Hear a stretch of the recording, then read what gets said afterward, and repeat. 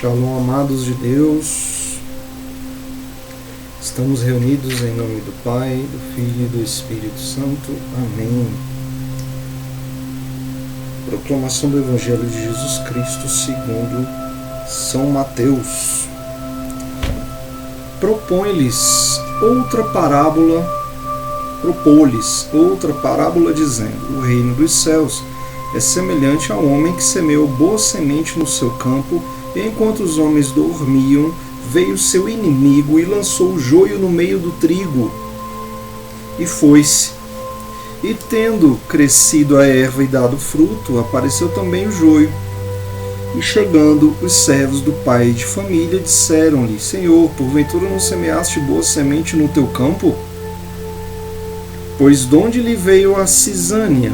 E lhes disse: o homem inimigo fez isto. E os servos lhe disseram: queres que vamos e arranquemos? E respondeu-lhes: não, para que talvez não suceda que, arrancando o joio, arranqueis também o trigo.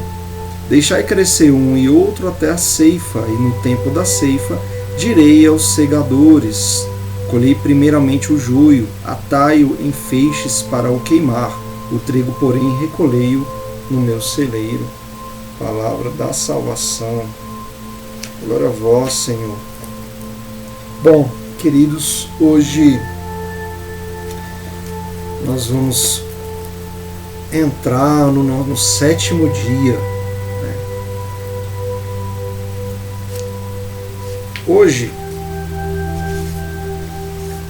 Ontem a gente viu as máximas de Cristo, né? E hoje a gente vai meditar um pouco sobre a vida mundana, a diferença da vida mundana e a vida do predestinado, né? A vida do consagrado. Então, assim, a gente já está de posse do conhecimento de que o espírito do mundo e o espírito de Jesus Cristo, eles são, né, contrários, contraditórios. Então, nesses dias todos a gente vem batendo nessa tecla e mostrando, né, características de um e de outro, né, e mostrando como essas características se antepõem, né, como tomam caminhos diferentes quem vai para uma vertente ou para outra, não é isso? Então, a gente pode dizer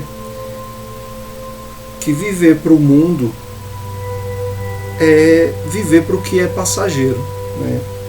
É viver para o que é fugaz. E viver para o mundo, para Cristo, é viver para o que é eterno, né? Então, sim, diante do posto, a gente vai mais uma vez separar em três tópicos, né? Vamos esmiuçar essa coisa, né? No primeiro deles, no primeiro tópico: viver para o que é fugaz ou viver para o que é eterno, né? Então, assim, os bens do mundo, obviamente, eles são transitórios, né? Eles são, poderia dizer que eles são até enganadores, né? Quantas vezes você adquiriu uma coisa que você queria muito e aquilo te trouxe desgosto, né? Ou você entrou num relacionamento cheio de esperanças e aquilo te trouxe dor, né? Ou você desejou algo que aquilo, enfim, né? Você se aproximou, você tinha uma amizade que lhe era muito cara e aquilo lhe trouxe traição. Enfim, quantas vezes a gente se dedicou a coisas mundanas, né? E acabou percebendo essa verdade cabal de que as coisas do mundo, elas são fugazes, né? Tudo que há no mundo,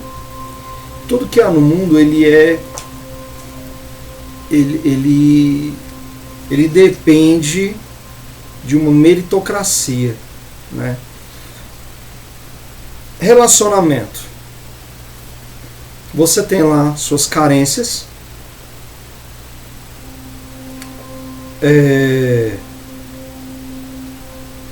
e aí você vai traçar, né, ali vamos dizer ali, um currículo, né? A pessoa que eu quero achar tem que ser assim, assim, assado, tem que gostar de tais e tais coisas, tem que ter tal e tal traço de personalidade, enfim. Não que seja errado, né? A gente vai buscar afinidades, claro. Mas aí você entra num relacionamento com essa expectativa, né? Se a pessoa ali, ela tem que preencher um currículo, você de verdade, você conhece aí um 10% da pessoa, o resto você imagina. Você fantasia a pessoa, até porque no começo a pessoa só está mostrando que é bom, né? É um jogo, é engraçado, né? Quem assistir esse jogo, né, das pessoas ali ocultando suas misérias, né? Uma fingindo para a outra que são boas pessoas, quando na verdade não o são, né? Ninguém é bom. A bondade ela emana de Deus. Então assim, a função do relacionamento toda ela é errônea, porque o relacionamento, né, a dois, ele tem um objetivo, né, de uma forma mais íntima, um ajudar o outro a encontrar Cristo e ir para o céu. Essa é a função do relacionamento. E quando há o sacramento do matrimônio, as duas carnes se tornam uma carne, deveria estar em perfeita conformidade. Mas o que acontece é que nós temos as nossas carências, e aí a gente quer depositar a responsabilidade no próximo, no outro, né? No seu parceiro. E lógico, você conhece o 10% dele, os outros 90% você inventou de acordo com as suas necessidades. E aí começa uma frustração. A primeira coisa que acontece é que você experimenta um sentimento de euforia logo no começo de uma relação. E aí você associa aquela euforia à pessoa. E nisso já vem uma questão do medo de perder, porque você está apaixonado pelaquela sensação, ou seja, apaixonado pela sensação que a pessoa faz você sentir. Perceba que até agora tem pouco da pessoa na equação, né? Tem o 10% que você conhece, os outros 90% é as tuas expectativas e as tuas carências, né? Que você exige que a pessoa sane, não é isso? Então, quando você se depara com a humanidade da pessoa, logo vem a decepção, logo vem o desentendimento, porque a pessoa como assim ela não é do jeito que você quer que ela seja, não é isso? Você quer que ela venha ali para somar e não sei o que tem, e é a sua tábua de salvação. E aí, obviamente, a pessoa não vai corresponder àquela expectativa, só que você já associou aquele sentimento de euforia. Como eu disse, no mundo tudo é passageiro. Essa euforia inicial é passageira. A paixão, ela é passageira. Não é isso? Então, se você não entrar num relacionamento visando as coisas do alto, aquilo rui. Né? Porque as coisas do mundo, elas são baseadas, elas são feitas na areia, em coisas passageiras, né? E aí começa desentendimento, começa briga, começa, enfim. Quando na verdade o ideal é você entrar em todas as coisas, você entrar em oração, né? A vida em Maria, né? A diferença da vida do mundo é a vida em Maria. Recorre à tua mãe. Você tem noção que Maria, que Cristo te deu Maria por mãe, e Maria, no tocante de que ela passou a ser sua mãe, ela te ama com amor de mãe? A criatura perfeita, feita por Deus, para que Cristo pudesse vir ao mundo, te ama com amor de mãe. Contempla isso, irmão, contempla isso no seu dia. Maria te ama com amor de mãe. Só que te digo, se juntar todas as mães do mundo, não dá o amor de Maria, um suspiro de Maria por você. Então recorre a ela, mãezinha. Eu conheci fulano, eu conheci fulana, né? É da sua vontade, né? Experimenta dar esses passos com ela, né? E em todas as coisas, não sei, tem tal entrevista de emprego, eu estou com tal situação na minha vida profissional, na minha vida amorosa, na minha vida social, financeira. Começa a viver com ela as tuas coisas, né? Experimenta isso, né? No tocante ao relacionamento, o relacionamento mundano, ele é aquele, como tudo no mundo, ele é um relacionamento de meritocracia. Todos os sentimentos que há no mundo, eles são de acordo com um merecimento, né? Se a pessoa atende suas expectativas, aí sim o teu sentimento ele está ali aflorado, mas a partir do momento que a pessoa passa a mostrar as humanidades dela, você já desanima com ela, né? Isso porque, afinal de contas, você já tem aí os seus problemas e ainda vai lidar com os problemas dos outros, né? E esse é o relacionamento mundano. O relacionamento em Maria, ele é da seguinte forma: não há uma competição, né? O relacionamento em Maria, né? E quando eu falo em Maria, toda vez que eu falar assim, que algo é em Maria, entenda em Cristo, porque Maria não conserva nada para ela. Ela é um filtro, tudo que ela pega, ela ali meio que ajeita e entrega para o filho dela, amém? Então, quando você tem um relacionamento em Maria, não há essa competição. Vamos supor que tem a pessoa A e a pessoa B. A pessoa A errou e magoou a pessoa B. A pessoa B, entendendo, tendo misericórdia, entendendo as limitações da pessoa que está com ela, sabendo que ela tem a missão de muito mais do que ser atendida, mas de levar outra pessoa também à evolução, sabendo ela que, como consagrada de Maria, ela vai buscar primeiro o direito do outro e não o seu, diante da mágoa que foi causada pelo A, né, pela outra pessoa nela, ela vai fazer o quê? Colocar ali, olha, sem brigar, com doçura, assim como Maria é doce. Olha, você cometeu um erro. Ela não vai se furtar disso, de mostrar o erro, mas vai o fazer com caridade. Olha, você me magoou, certo? Em contrapartida, a outra pessoa, né, que magoou, ela, sendo ela também mariana, uma pessoa de Maria, ela não vai entrar no mérito se ela realmente cometeu aquilo ou não.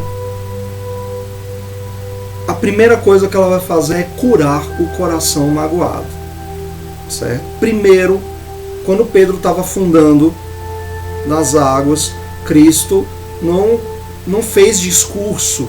Primeiro ele deu a mão e tirou ele do perigo, da situação de risco. E depois, somente depois que Jesus tirou Pedro do risco, foi que Cristo veio a falar para ele, veio a edificá-lo e a ensiná-lo.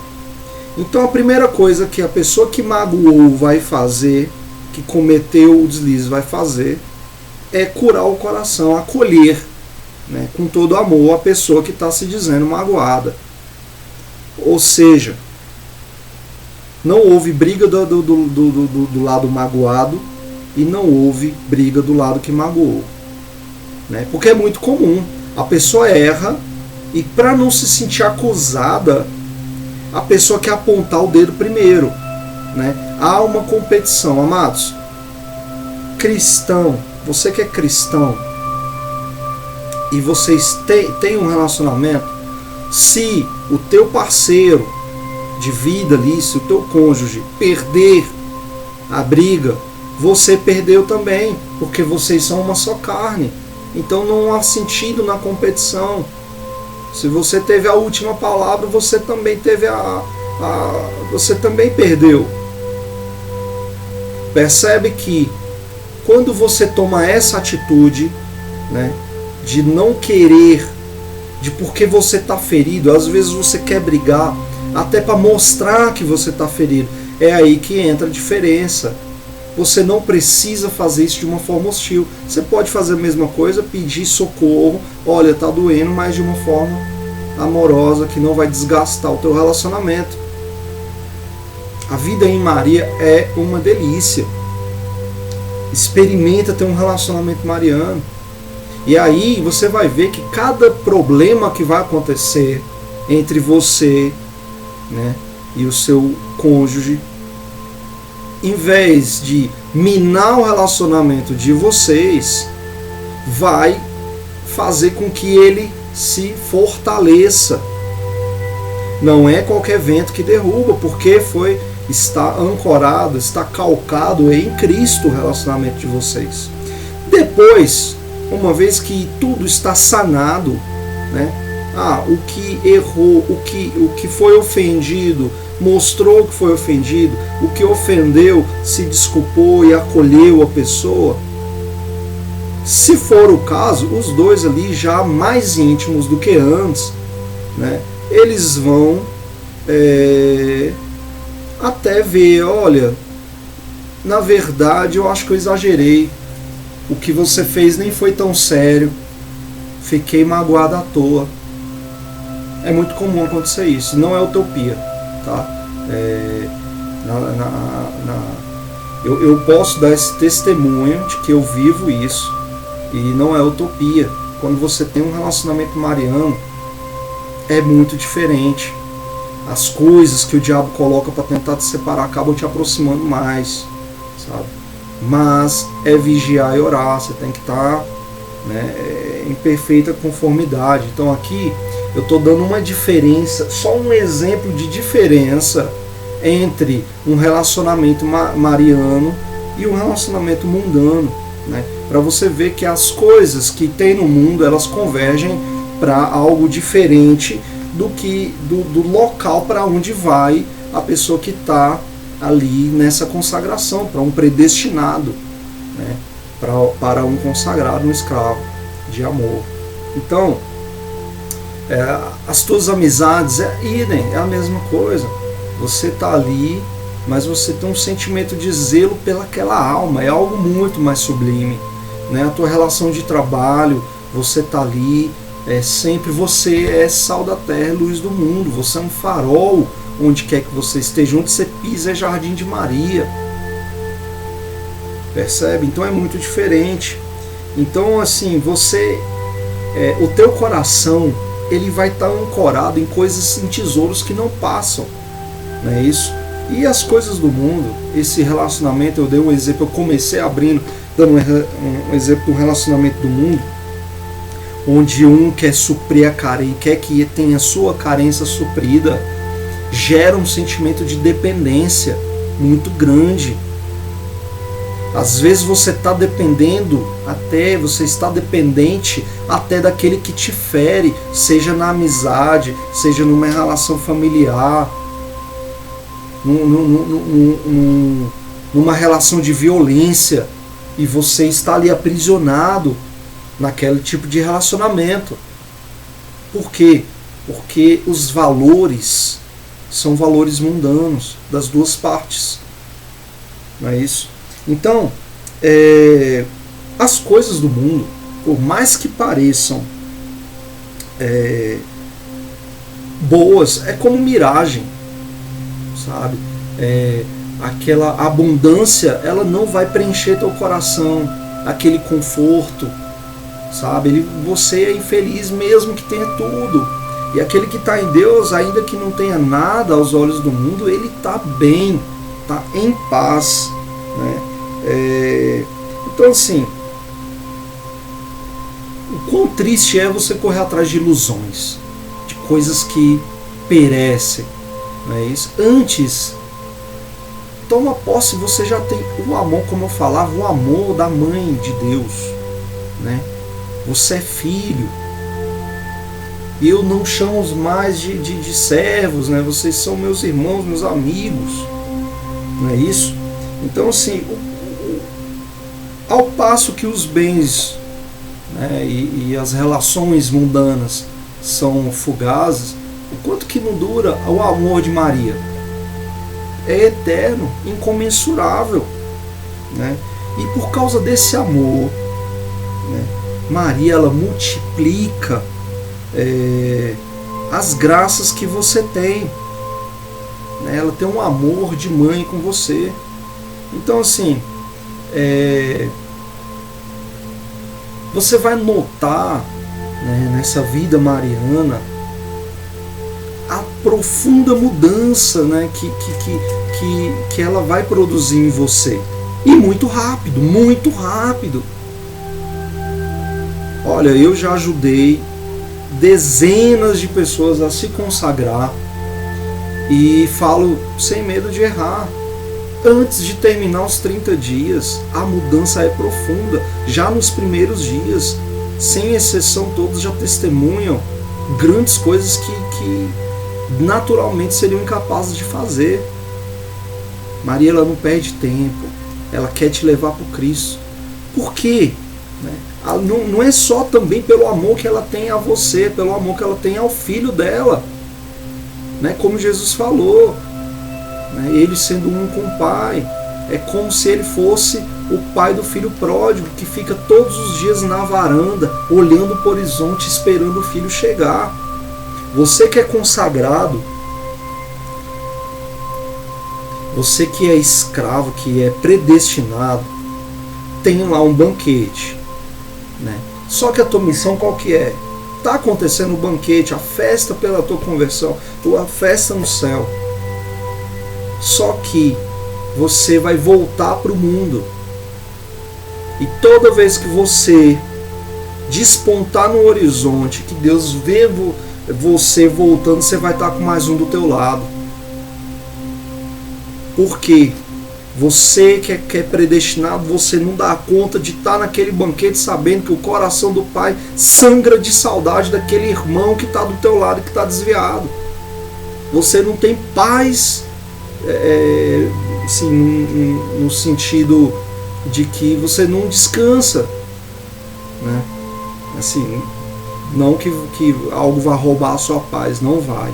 Mas eu digo no sentido de que você desfrutaria melhor o banquete se aquele teu irmão estivesse do lado, até porque por amor ao irmão e porque sabe do amor que você sabe que Deus tem por ele.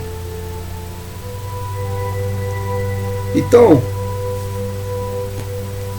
nesse primeiro ponto a gente viu um pouco, né? Eu poderia falar toda essa 1 hora fazendo comparações, né? Eu usei o relacionamento, mas todas as coisas que há no mundo há o contrário, né? A diferença em você ter, eu mostrei a diferença de você ter um relacionamento calcado na rocha e um relacionamento nos valores mundanos, né? Mas em todas as relações, em todas as coisas que há no mundo tem essa diferença, sem exceção. No segundo ponto, tem a diferença, eu quero ressaltar a diferença entre, né, no primeiro foi a diferença entre adorar o que é passageiro, buscar o que é passageiro e buscar o que é eterno, né? As coisas do alto. Nesse segundo ponto, você vai desagradar a você ou vai exaltar a você, né? E como que você desagrada a você, né? Então, sim, toda vez que você agradar a si próprio, pode saber que você está concorrendo para as coisas do mundo, né? Porque a vontade da tua carne é o pecado, né? Então, assim, o que aspira a tua carne? Tua carne vai aspirar as coisas do mundo, né? E nós somos o que nós amamos. Você é o que você ama. Como que está Deus nessa relação, né? Às vezes a gente fala, não, eu amo a Deus sobre todas as coisas, mas não ama. Não ama, de verdade não ama. A gente ama, geralmente a gente ama a nós mais do que a Deus, né? Tanto que a gente tem cuidado de todas as coisas da nossa carne e deixa em detrimento das coisas do nosso espírito, não é isso? Então, quando a gente, né, se volta, né, para os prazeres, para as honras, né, para a riqueza, enfim, para as coisas que tem no mundo, sem, presta atenção nisso, sem nos preocuparmos com os meios de alcançar aquilo, a nossa alma se mancha. Perceba que o problema está nos meios para alcançar, no como aquilo está num lugar em destaque na tua vida, né? Porque eu quero prosperidade, ok, nada de errado, você tem uma família para ajudar, você tem pessoas para ajudar, você tem mais a que querer prosperar mesmo, mas o teu tesouro é Deus. Você já se sente rico, você está em paz, né? Você está buscando algo mais, mas você não se inquieta por conta daquilo ali, né? E aí, por conta disso, você não vai se sujeitar a qualquer coisa, não vai se prostituir, né? Não vai prostituir os teus sentidos, os teus, enfim, os teus princípios para conseguir aquilo. Você vai caminhar de forma santa, sem pisar em ninguém, não é isso? Edificando a todos à tua volta. Percebe? Então, assim, o problema não está em obter aquilo, o problema ter uma relação de dependência com aquilo e principalmente colocar aquilo acima de Deus na sua vida, né? Ter mais zelo por aquilo ali do que, né, a Deus, né? Então, assim, quando quando acontece esse apego, né, o nosso coração ele se enche assim de desordens, não é isso? Assim, como que a gente passa a ser infeliz, a cometer coisa, ter vergonha, né, atos vergonhosos, né? Quanta tristeza traz, quanta melancolia. É aí que você, mesmo quando atinge teu objetivo, você não tem paz, não tem alegria naquilo ali, né? O caminho foi todo ele tortuoso, feio, não é isso?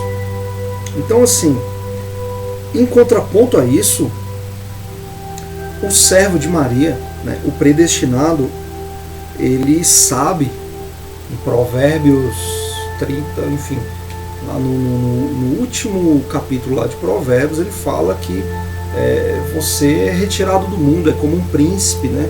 Então, assim, o consagrado, ele sabe que ele é um príncipe do céu, literalmente, ele é um príncipe do céu, né? Então, assim, não cabe a ele se arrastar por essas imundícies, por essas valas, essas sarjetas que a maioria se arrasta, né? Na palavra fala, deixe os vinhos, né, os prazeres para quem precisa deles, né? Ou seja, os vícios, essas coisas, né, mundanas. Tem gente que precisa daquilo, você não.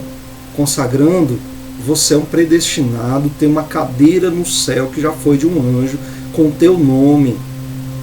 Você veio predestinado para pisar a cabeça de Satanás, para derrubar as obras dele, para levar muitos outros para a consagração. Você veio para o combate. Não cabe essas coisas, essas nódoas para você. Essas relações, ter relações como as que o mundo nos mostra, nos ensina. Tudo teu é diferente, entende? Então, você que é consagrado, você que é predestinado, você, enquanto os mundanos estão aí tentando acumular aquilo, você olha aquilo até com certa vamos dizer assim, nem sei se tem um bom sentido, com certa preguiça, assim, aquilo não te diz nada, sabe? Você está acumulando tesouros que não perecem, né? A visão sua diante do desespero que o mundano tem em adquirir aquilo ali é a mesma coisa de estar vendo alguém tentando reter areia nas mãos no meio de um vendaval. Ele está ali tentando, mas vai acabar, ele não vai conseguir, né? Está tentando render, ele está ali com um pote furado, tentando reter água, tentando tapar o sol com a peneira. É inútil, né? Você não. Você está preocupado com coisas eternas, né? Você já sente no coração o quanto isso tudo aqui é passageiro, é fugaz. O tapinha no ombro é fugaz, o sorriso do teu amigo é fugaz. Ah, não, então vou me afastar de todo mundo. Não é isso, sabe? Você ama mais aquilo ali. Você ama o teu amigo, mas ama em Deus. É diferente. Tudo você endereça primeiro a Deus, né? Você vai para o teu trabalho primeiro, você foi a Deus. Percebe a diferença? Então, o teu relacionamento com quem quer que seja, teu relacionamento com as coisas, né? Até o teu relacionamento com suas posses muda, né? Em vez de apego tem louvor, né? Em vez de escravidão, aquilo te lança teu coração num sentimento de gratidão e te faz se aproximar, né? Você pode ter toda a riqueza do mundo, né? Como Deus deu a Salomão, como deu a Moisés, né? A Moisés não, a Abraão, né? Como Deus, enfim, abençoou Jó, e nada daquilo vai botar a tua alma a perder, né? Então, no terceiro ponto, tédio e tormento ou paz e doçura. Cara, a ordem natural das coisas no mundo não traz paz. Isso é muito natural. Você não repousa, né? Você está sempre alguém, você está sempre preocupado. Você, enfim, quanto mais você cresce, mais difícil fica. Quando me parece que as coisas enfim, porque a tua paz, a tua confiança está calcada em coisas passageiras. É claro que você não vai ter sossego. Agora, quando a tua confiança não está... por exemplo, vou dar um exemplo. A minha confiança para eu me alimentar e suprir minhas necessidades, da minha condição humana, não está na minha profissão, não está na minha atividade. Está em Deus. Eu busco primeiro a Deus e todo o resto Ele me acrescenta. Ele me dotou de talentos, Ele me dotou de coisas que eu vou precisar. E aí eu vou arregaçar as mangas e vou à batalha, mas a minha confiança não está nas minhas faculdades, nas minhas habilidades, está em Deus. E aí, se de repente tudo muda, minha profissão, se, enfim, o que eu estou fazendo, o emprego, ou as coisas, as minhas fontes de renda mudam, ou se esgotam, ainda assim eu não perco a paz. Por quê? Porque eu já estava confiando era no Senhor, não naquilo, né? Vou fazer sempre a minha parte, sempre ancorado nele, sempre em parceria, e se tiver que mudar eu não vou me inquietar. Percebe? Então, assim, as coisas, quando você está calcado no mundano, acabou o teu sossego. Então, assim, você não vai matar a fome de outro jeito senão comendo. Você não vai matar a sede de outro jeito senão bebendo. A tua alma, né, você não vai saciar senão em Deus. Você não vai ter paz senão em Deus. Não tem outra forma. O alimento da alma. E a alma, quando morre de fome, sucumbe ao corpo. O corpo padece junto. Então é preciso alimentar a alma também. E para alimentar a alma, a gente precisa buscar as coisas do alto. E mais uma vez, eu acho que todo dia eu vou falar, você não dá conta. Olha, leva, não fica, não deixa o espírito acusador, diabólico, te fazer esmorecer nesse caminho. Tudo que Deus coloca de bonito, o diabo vai lá e tenta enfeiar, tenta deixar parecido com ele mesmo. É muito legal, muito bonito, é muito uma boa nova que eu estou te falando. Olha, você não dá conta, se rende ao Senhor. E aí o diabo ele vai chegar e vai falar para você, tá vendo, você não dá conta, não vai lá e tal. É o contrário. É porque você não dá conta que você tem que ir ao Senhor. Se você tem esse apego, se você não consegue desapegar dessa preocupação, por exemplo, a preocupação, sei lá, uma mãe que está preocupada com o filho, ou você perdeu o emprego ou tua empresa quebrou, ou você está preocupado com a tua família que está ruindo porque ali o patriarca, a matriarca faleceu e está todo mundo brigando. Se você não consegue, leva e mostra para o seu Senhor, eu não consigo desapegar disso aqui. Senhor, me ajuda, eu estou tão preocupado com isso aqui, eu perdi a paz do meu coração, me ajuda a olhar para o lado certo de novo. Senhor, ajeita isso aqui para mim, me dá a paz. A primeira coisa que Cristo faz, quando ele entra no cenáculo, ele fala, a paz esteja convosco. Os apóstolos, imagina você que é cristão, a tua confiança toda baseada, você conheceu o Cristo, né? Eu sei que você sabe disso, mas Cristo não era o sobrenome de Jesus, né? Cristo significa ungido, é um título, né? Quer dizer ali ungido de Deus, né? O Filho de Deus e tal. Então eles estavam esperando o Cristo há muito tempo, vinha o Cristo. Quando Jesus nasce, né, já havia um Cristo em cada esquina, se alegando Cristo, né? Falsos cristos, né? E eles, sobretudo, estavam esperando ali um Cristo militar para livrar Israel, para livrar ali os judeus do jugo do Império Romano. Mais uma vez, assim, a exemplo do que aconteceu no Egito, o povo de Deus estava, né, perecendo sobre as leis de outra nação. Né? Os romanos dominavam ali aquela área, não é isso? E muitos achavam que o Cristo viria como um Cristo militar para lutar contra Roma. E Jesus veio na contramão de tudo isso. O meu reino não é daqui. A César o que é de César, a Deus o que é de Deus. Eu vim para reinar nos corações. E aí, os apóstolos, né, começaram a conviver, passaram 3 anos no convívio de Cristo e viu ele operar milagres, né, e viram a gente conhecer o Filho de Deus e estamos na obra, e de repente ele morre. O Império Romano captura Jesus e mata. Imagine, e aí eles começam a ser perseguidos para morrer também. Uma das piores mortes que a humanidade já inventou, que é a morte de cruz. Imagine, então todos os apóstolos, os discípulos com medo, trancados há dias dentro do cenáculo, e a palavra fala que a portas fechadas Jesus entrou. Porta fechada como o teu coração.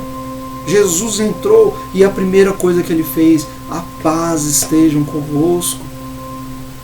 Quando você se achegar a Cristo, ele vai trazer a paz com ele.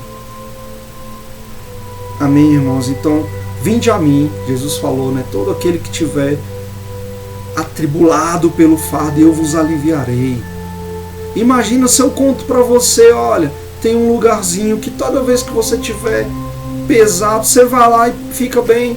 Ó, existe, é Cristo, se refugia em Cristo. Vá ao Santíssimo, vá ao Sacrário. Experimenta todos os dias antes de começar o teu dia, vai cedinho lá. Fique em silêncio, né? Se você não quiser falar nada, não precisa multiplicar palavras. Experimenta recorrer a Ele, confiar a Ele todas as coisas. Porque é muito melhor que você não tenha máscara, né? Não deixa o acusador usar tuas máscaras contra você. Tira as máscaras, ele não vai ter o que usar. Fala, Senhor, olha, eu não estou conseguindo. Não tem problema nenhum. Deus, ele vai ver a tua vontade, e quanto mais fraco você se fizer, mais a força de Deus vai estar em você. Agora, quando você tentar ser forte diante das coisas que estão acontecendo na tua vida, você não vai dar conta. Porque você não tem força para nada. Ou seja, percebe que é uma boa nova que eu estou te falando? Tirou o peso, essa consagração, ela tira o peso das suas costas. Ela não está tirando a responsabilidade de você. Não vou fazer nada, não vou trabalhar, Deus vai suprir. Não é isso. É que o mérito da vitória não é teu.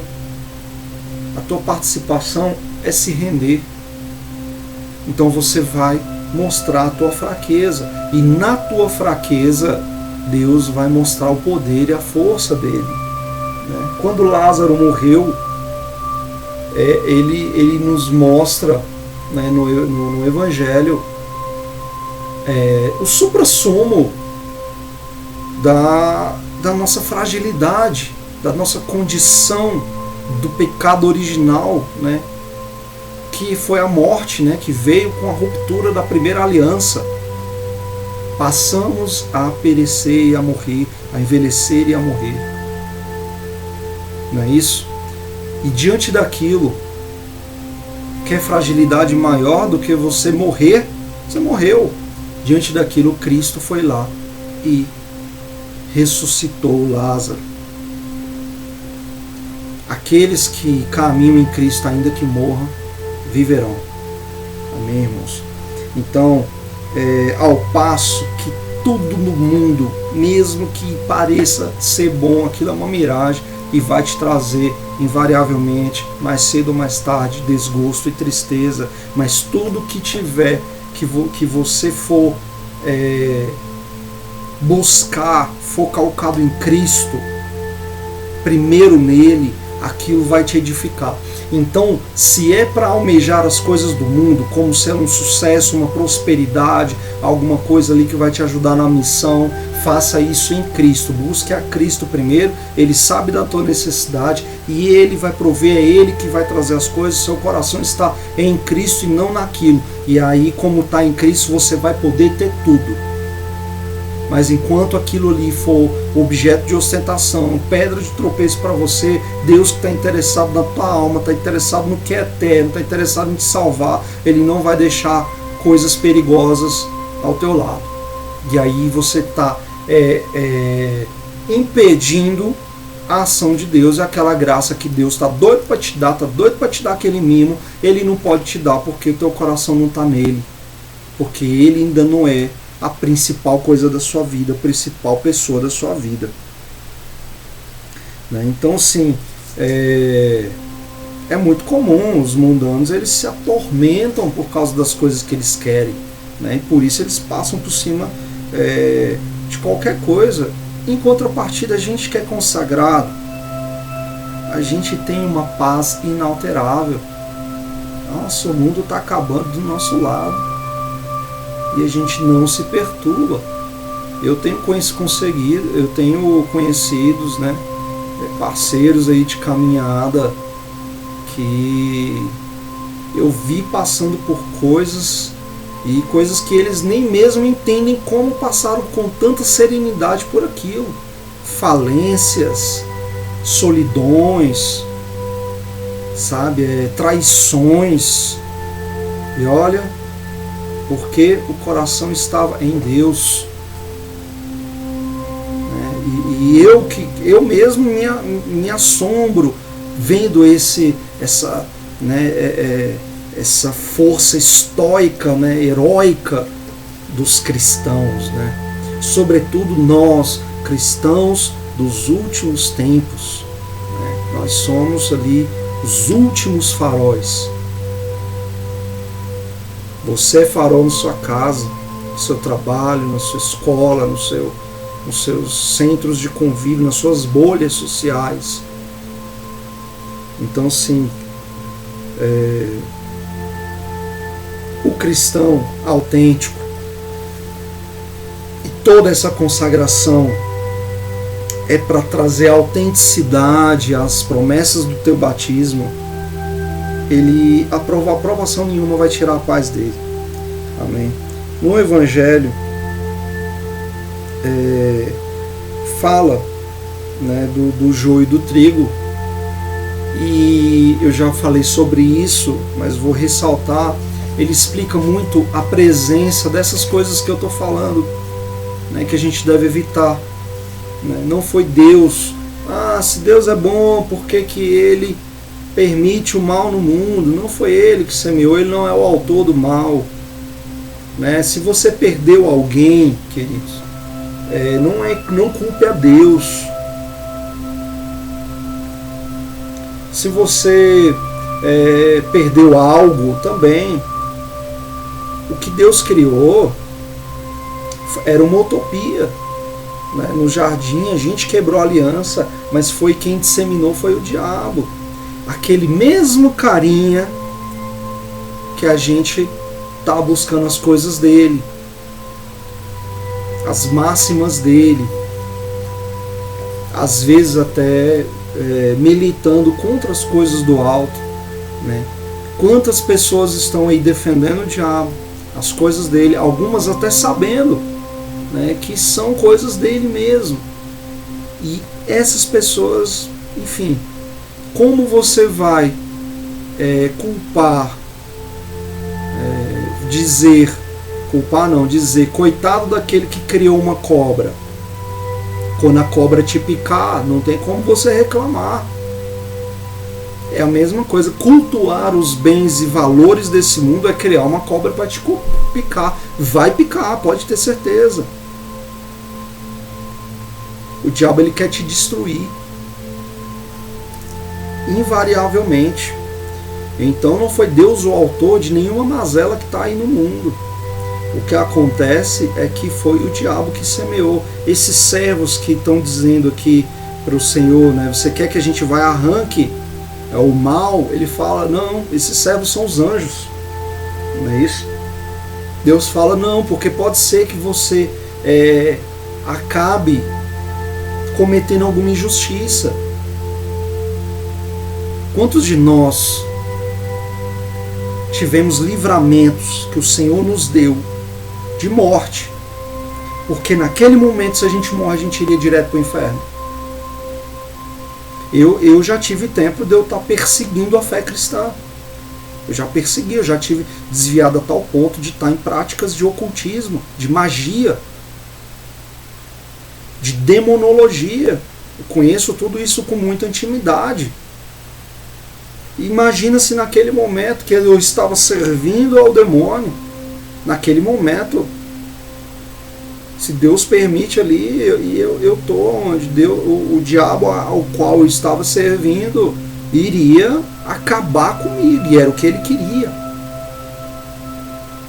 Quantas pessoas a gente está vendo aí, no caminho errado, e aquela pessoa, ela está justamente no momento da vida que você já passou, e às vezes hoje você está caminhando com Deus e de repente julga que aquela pessoa está perdida, mas é apenas o momento que ela está vivendo. E a sabedoria de Deus, ela é insondável para a gente. Esses que estiveram do outro lado, muitos deles dão os melhores soldados de Cristo. O quão sublime, quão linda é uma conversão. Eu comecei a minha vida em Cristo, me desvirtuei. A minha mãe, que é consagrada, ela orou 15 anos em silêncio pela minha conversão, e a minha conversão veio no momento que eu tive que cair do cavalo, cair de todo o alto da minha arrogância, do alto do que eu sabia. Passei um tempo ali como São Paulo, como Saulo caiu do cavalo, ao ver Cristo eu caí do cavalo também, perdi tudo e fui para um retiro pessoal, anos apenas servindo o Senhor, e ainda passei pelo período, daquela fase daquela síndrome de fariseu, que é o doutor da lei, e eu conheço a palavra, e aí depois essa consagração veio quebrar todo o orgulho, porque até em ser cristão a gente mancha com a nossa nódoa. A gente consegue corromper até o que é divino. Quando passa por nós, se mancha.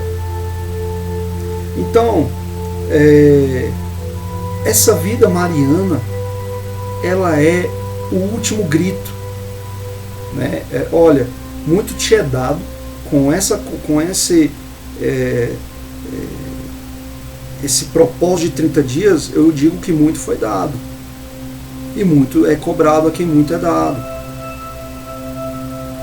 Então, houve a tentativa do resgate. Isso aqui que está acontecendo, você está aí desse outro lado assistindo, é uma tentativa de Deus te resgatar. Às vezes você já é de caminhada, mas está caminhando errado. Está caminhando na soberba e você está caminhando, pensando, está enganado pelo diabo, pensando que está caminhando com Deus, mas está em conformidade com as coisas do mundo. Você não está juntando para si tesouros que não perecem, tesouros do alto. É isso, você está iludido ali por uma teologia falsa, né, por uma teologia da prosperidade, para algo que ancora o seu coração, né, que transforma Deus aí num caixa eletrônico, a coisas assim, a doutrinas, a falsos profetas, a tua própria interpretação errônea das coisas e até da palavra de Deus, né? Você de repente está por aí achando que não, eu sou uma boa pessoa, não faço mal para ninguém, eu estou legal com Cristo. Não é assim. Estamos em guerra, nós estamos em guerra, não dá para ser morno, os montes serão vomitados da boca do Senhor. Você está sendo levantado aqui nessa preparação de 30 dias, você está sendo levantado por Cristo para ir para frente de batalha como um soldado de elite. E em guerras, queridos, na guerra não há amenidades. Na guerra você não vai sentar com o teu inimigo para ir ceiar. É vida ou morte, estamos numa guerra de vida ou morte da alma e às vezes do corpo. Mas, tranquilo se matarem o corpo, o problema, a gente deve temer o que mata a alma. Não é isso? Então, temendo isso, a gente deve evitar, né, algumas relações mundanas. Quantas vezes a gente esteve numa relação que nos causou embaraço? A gente foi para tal lugar, ou de repente bebeu demais, ou falou uma besteira, ou mesmo nem bebeu, mas está ali não tem nada de errado em beber, o problema é o exagero, o problema é a dependência, entende? Mas às vezes a gente se viu ali enredado numa conversa e acabou falando demais, ou acabou falando de menos diante de pessoas que estavam ali ofendendo a Deus, né? Então, assim, é muito comum em alguns lugares, a gente precisa se guardar. Tem muito lugar que a gente vai estar que não vai acrescentar em nada. A gente vai começar a sentir isso, pô, isso aqui não está me acrescentando. De repente isso aqui já passou, né? Então, assim, por que a gente, de tão bom grado, a gente sempre quer estar nesses lugares? Por que a gente sempre quer estar nessas companhias que às vezes não nos acrescentam? Quer encontrar pessoas ali que não tem nada a ver com a missão? Porque a gente quer, vou responder, porque a gente quer o consolo das coisas do mundo. A gente quer se consolar com eles. A gente coloca o nosso consolo nessas coisas. Às vezes você já está até liberto disso. Já está liberto disso aí. Você já não precisa mais estar em todos os lugares e tal, mas mesmo assim você acaba fazendo concessões e indo, e no que você está se perguntando, para que eu estou indo? Nem queria estar lá. E aí às vezes até acontece algo ruim, né? Então é isso, né? O servo, a vida, né, do servo de Maria, ela é retirada, né? E mesmo quando você está nesses lugares, você internamente, você está dentro do seu retiro pessoal. Você está ali, mas não está. Amém? Então a tua relação, eu vou fazer rapidamente 2 comparativos aqui da vida mariana, né, que depois eu vou aprofundar nos outros dias. Primeiro, Jacó e Esaú. Para quem não sabe, Jacó, ele é aquele que batalhou com o anjo do Senhor, e aí o Deus mudou o nome dele e ele virou Israel, e as 12 tribos descendem dele. Jacó, quando nasceu, ele era gêmeo, só que primeiro veio Esaú.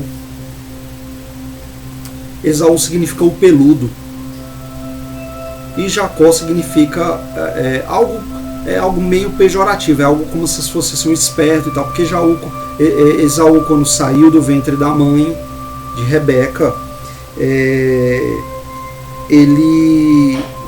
Jacó veio agarrado no calcanhar, e como eu já expliquei em outro momento, essa coisa do calcanhar é algo muito mal vista, não é isso? Então é como algo traidor, o esperto, né? O esperto no mau sentido. Esperteza sempre tem um mau sentido, porque a esperteza vem do diabo. Então, mas Jacó, ele era apegado com a mãe dele, o pai dele, que era ungido do Senhor, profeta do Senhor, ia passar a bênção, né, do direito da primogenitura para o filho dele primeiro, que nasceu primeiro, que foi Esaú. E aí Rebeca faz com que o pai acabe passando a bênção para o filho dela preferido, que era mais apegado a ela, que ficava em casa com ela, guardado, resguardado com ela, que tinha esse relacionamento com ela. E essa bênção acaba sendo passada, depois eu vou explicar melhor isso, acaba sendo passado para Jacó e não para Esaú, né, que era muito assim de estar fora, de ir da caça, não nutria um relacionamento próximo com a mãe. Então eu te convido, nutra, né, entra no útero ali, né, seja gerado novamente por Maria. O segundo exemplo que eu quero dar da vida do consagrado é como em bodas de Caná, da Galileia. Eu pergunto para você, se Jesus tivesse ido sozinho, comparecido sozinho àquela boda em Caná, Caná é uma cidade da Galileia, né, e havia ali um casal que estava casando, né, naquela época, né, tudo era um sinal divino de que você estava amaldiçoado. Se você tinha uma doença, você estava amaldiçoado, você era um pecador, tua família era pecador, você era extremamente mal visto e você sofria, você era marginalizado. E está lá um casal que não se programou, fez uma festa e não tinha vinho suficiente para os convidados. Ele já ia entrar na vida pública como um casal, né, passando essa vergonha, e eles seriam marginalizados, porque eles passaram, né, entraram já com essa vergonha. E aí Nossa Senhora, por estar ali, né, se Jesus tivesse ido sozinho, ele não teria feito o milagre, porque não era a hora dele, né? E era até justo, o casal não se programou, chamou mais convidado do que poderia receber, né? E se eles tivessem chamado apenas a Maria, apenas a Nossa Senhora, também eles teriam passado a vergonha igual, porque Nossa Senhora não tem poder, ela não faz a obra, quem faz é o filho dela. Mas como eles chamaram os dois, estava Nossa Senhora e Cristo juntos, a obra aconteceu por intercessão dela, mesmo não sendo a hora de Cristo. Ele, né, benevolente que não resiste à mãe dele, ele concedeu o pedido a Maria, e aquele casal, então assim, foi salvo, né? Então é preciso chamar, na tua conversão, querido, chama junto Cristo e Maria, para tuas bodas, para o teu casamento, para o teu emprego, para a tua empresa, para tuas amizades, para os teus projetos. Chama os dois juntos. Amém, irmãos? Então, nesse sentido, né, sendo como Jacó, que tem um relacionamento ali guardado com a mãe, sendo como esse casal que convidou os dois juntos, né? Então em todas as coisas recorra a Maria. Amém? Os mundanos, né, eles se fartam do mundo igual o filho pródigo que acaba comendo lavagem, né? Os predestinados não, você que é de Maria, você que tem esse chamado, que tomou posse, que Jesus na cruz te deu a mãe e você a levou para casa, né? Vocês são verdadeiramente felizes. Vocês são bem-aventurados, né? Vocês, por mais que não tenham nada, vocês terão tudo, né? Vocês terão toda a suavidade, todo o tesouro, vocês serão felizes, sobretudo na morte, porque é promessa de Maria que aqueles que são dela, ela vem buscar no último dia pela mão e leva em paz para o céu, com a graça de Deus. Agora, aquele que vive pro mundo, ele sofre em vida, na morte e depois, né? Amém? Estávamos